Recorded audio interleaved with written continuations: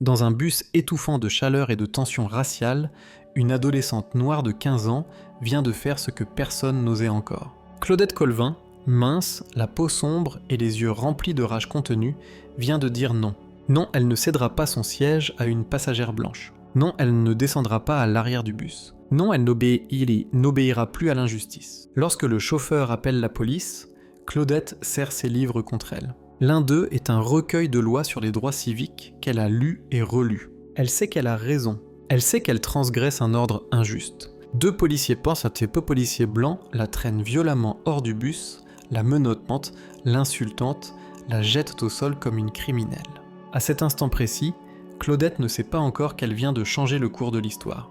Abonnez-vous à la chaîne RVM Lutte des Noirs pour découvrir les histoires cachées comme celle de Claudette. Mais qui est vraiment Claudette Colvin ?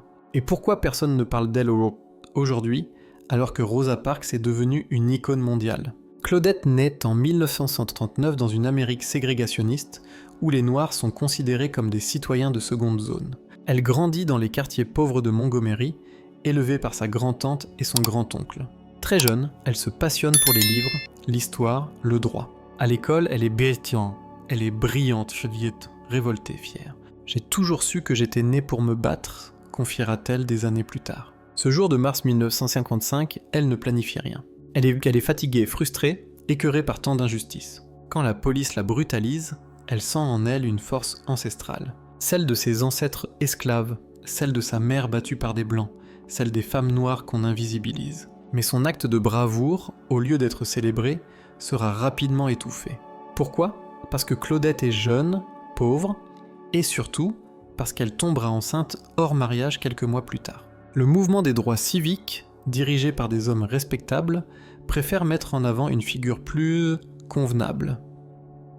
Rosa Parks, âgée de 42 ans, calme, mariée, couturière respectée. Le 1er décembre 1955, Rosa Parks refuse à son tour de céder son siège. Cette fois, le monde s'arrête. Partagez cette vidéo si cette histoire vous inspire autant que nous. Mais la vérité, c'est que Rosa Parks elle-même dira plus tard « Ce que Claudette a fait, je n'aurais jamais eu le courage de le faire à son âge. » Claudette Colvin, bien que réduite au silence par l'histoire officielle, ne baisse pas les bras. À peine remise de son arrestation, elle décide de témoigner devant la cour pour contester la ségrégation dans les bus de Montgomery.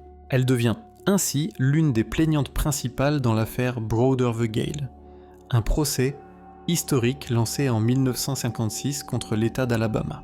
Aux côtés de 3 autres femmes noires, elle porte le combat sur le terrain judiciaire. Claudette a seulement 16 ans, entre dans un tribunal fédéral déterminé, mais terrorisée.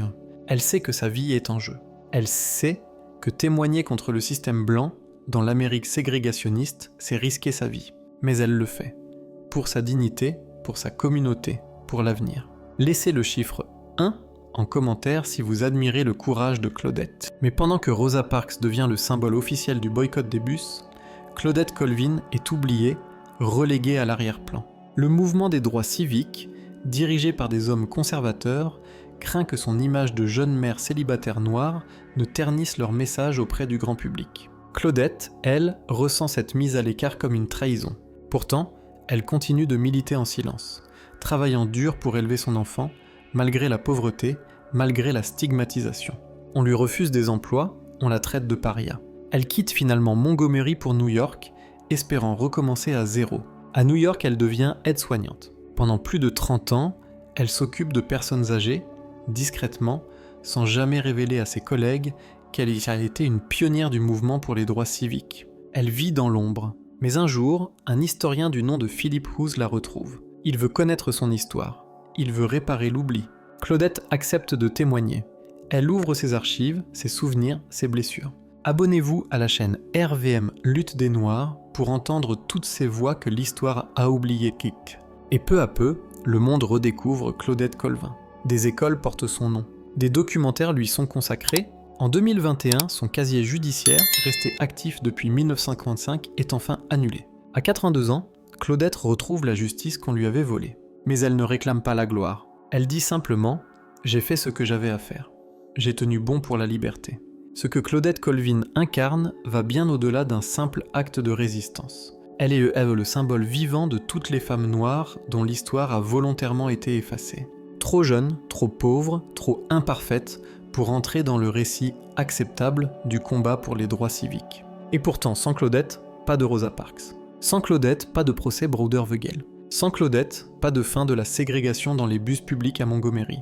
Mais imaginez une vie où l'on porte pendant 60 ans un acte héroïque comme un secret honteux. Imaginez traverser les rues d'un pays que vous avez contribué à transformer sans que personne ne sache qui vous êtes. C'est ce que Claudette a vécu. Une invisibilité cruelle, imposée à une adolescente courageuse, simplement parce qu'elle ne correspondait pas à l'image qu'on voulait projeter. Partagez cette vidéo si vous pensez que Claudette mérite d'être connue dans le monde entier. Dans son petit appartement du Bronx, Claudette Colvin a élevé ses 2 fils. Elle a vu le monde changer autour d'elle, les lois évoluer, les présidents noirs arriver au pouvoir, mais toujours sans qu'on ne cite son nom dans les livres scolaires. Elle disait souvent à ses enfants « Tu dois connaître l'histoire. Tu dois savoir que parfois, ceux qui se battent en premier sont ceux qu'on oublie en dernier. » Ce silence autour de son nom est aussi le reflet du combat des femmes noires à travers le monde. Trop souvent les premières à se lever, trop rarement les premières à être reconnues. Et pourtant, Claudette n'a jamais demandé d'honneur. Ce qu'elle voulait, c'était la vérité, la justice, et que les jeunes filles noires sachent qu'elles aussi peuvent être des héroïnes, même si elles n'ont rien, même si elles viennent de quartiers pauvres, même si elles n'ont pas l'image parfaite. Laissez le chiffre 1 en commentaire si vous pensez que chaque jeune fille noire mérite de connaître cette histoire. Elle voulait qu'on dise « Oui, une ado noire de 15 ans a défié l'Amérique raciste et elle a gagné. The next 10 sentences are a repeat of sentences 110 and would have the same prompts. » Aujourd'hui, Claudette Colvin vit paisiblement à New York. Elle est âgée, mais toujours aussi lucide, toujours aussi fière. Ce n'est qu'en 2021, à 42 ans, que son casier judiciaire est officiellement effacé. 66 ans après son arrestation. 66 ans d'attente pour que justice soit rendue. Mais à vrai dire, Claudette n'avait pas besoin qu'on l'efface pour savoir qu'elle avait raison. Elle le savait dès l'instant où elle avait refusé de céder son siège. Son histoire est une leçon, une gifle à la face de l'oubli. Une preuve éclatante que le courage ne porte pas toujours les habits de la célébrité.